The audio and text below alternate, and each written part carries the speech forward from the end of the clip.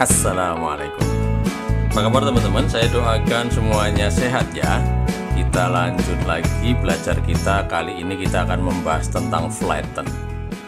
Ini untuk menggabungkan data dari banyak kolom menjadi single kolom begitu ya. Kita nanti akan membahas tentang flatten, ada berkaitan sama split, pivot, ataupun query gitu ya. Nah, ini sebenarnya flatten itu untuk apa? Ini sebenarnya boleh dibilang data, tapi kalau saya bilang rubbish nih teman-teman.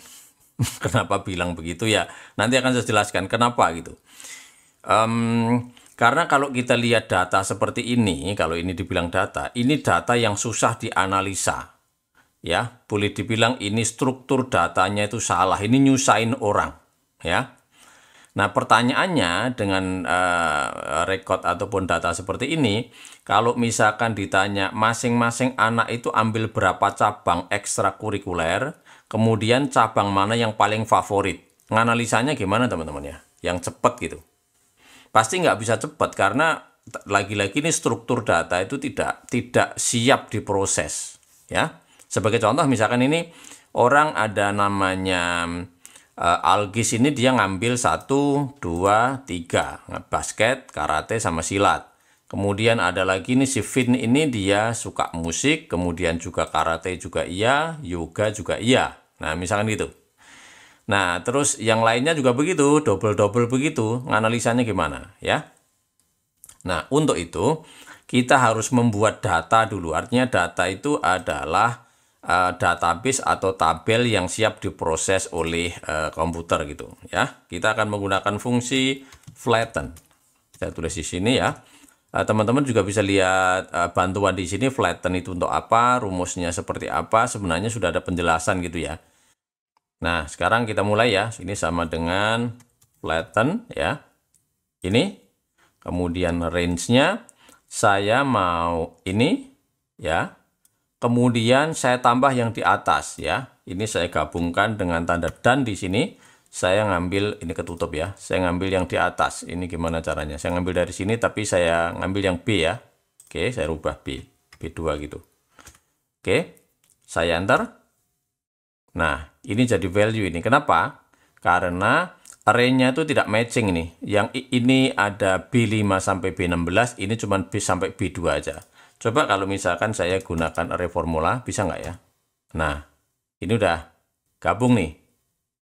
Ya, ini Rizky musik, cut file, Ridho musik, Carol musik gitu ya. Ini musik semua. Artinya apa? Yang data ini sudah bergabung sama yang atas. Supaya ini nanti bisa dipisahkan ya. Ini sebaiknya dikasih delimiter ataupun pembatas gitu ya. Ini bisa saya kasih pembatas gini teman-teman. Ini saya kasih dan lagi begini. Misalnya pembatasnya apa? Misalnya garis miring kebalik, boleh juga ya. Nah, misalkan seperti ini kan udah ada batasnya nih. Ya. Artinya apa? Artinya kalau misalkan ini akan saya split, untuk penggabungan ini kemudian split itu topiknya tentang tag. Teman-teman nanti bisa lihat di topik yang sebelumnya ya. Koma, delimiternya adalah backslash. Seperti ini. Coba kalau saya enter. Nah, ini akan menjadi pola yang baru, yaitu ini ada nama. Sebentar saya...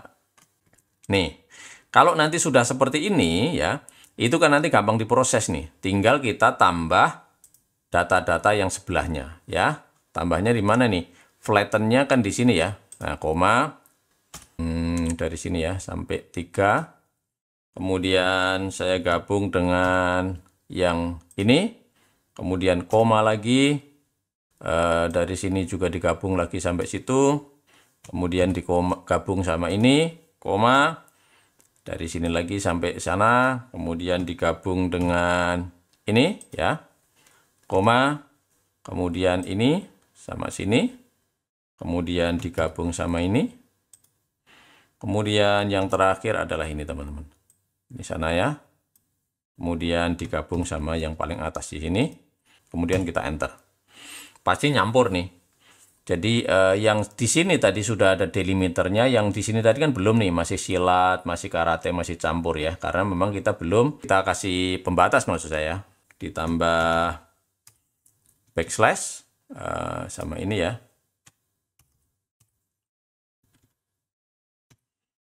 Kemudian ini lagi, backslash lagi, kemudian ini satu lagi, kemudian ini tambah backslash 1 ya.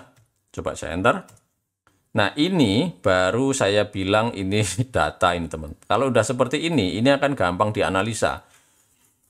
Dianalisa gimana? Kan lebih bagus ini nih. Ini kan sudah jelas nih sila siapa saja. Kalau ini kan lebih susah lagi gitu. Lebih susah itu kalau untuk kita. Data itu sebenarnya untuk komputer. Kalau untuk kita bukan data, tapi namanya report. Report itu adalah data yang sudah dikelola atau didesain sedemikian rupa sehingga mudah dikenali, mudah dibaca, mudah dipahami, dan mudah dianalisa. Nah gitu, namanya report teman-teman ya. Gitu.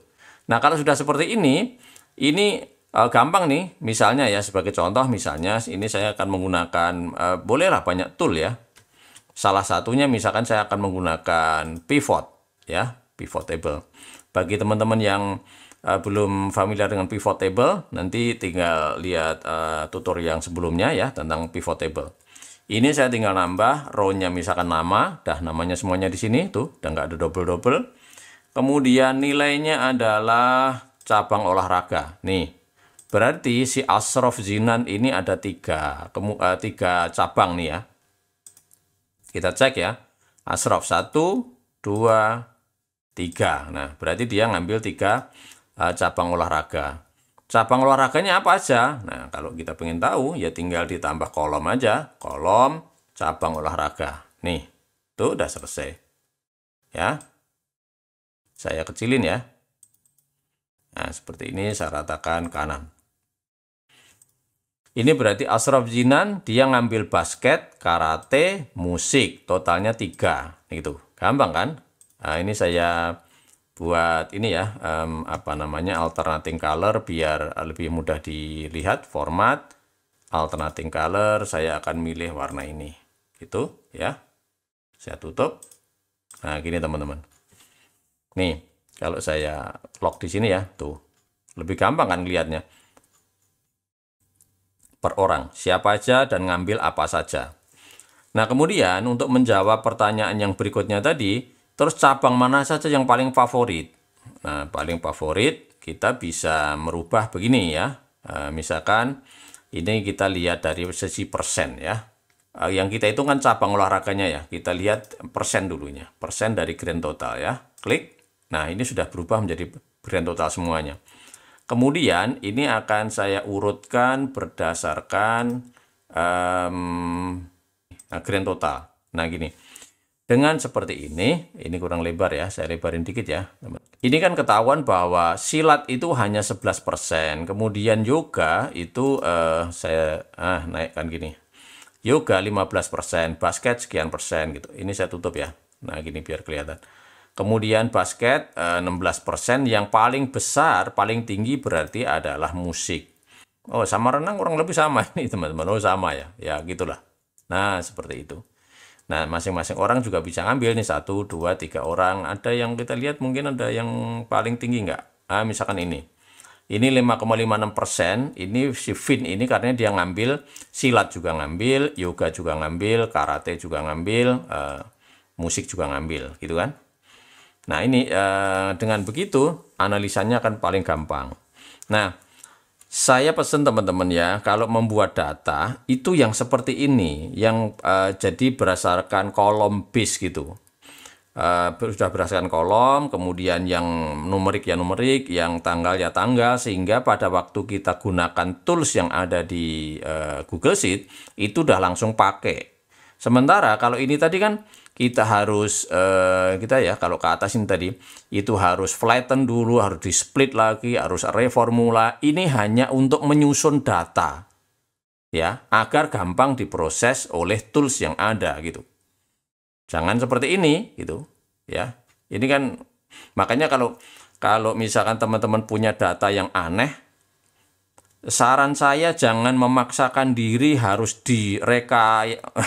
direkayasa supaya ini bisa. Ya bisa sih, tetapi cara merekayasa seperti ini itu tidak menurut saya tidak cara yang baik. Yang cara yang baik adalah struktur datanya yang diperbaiki gitu.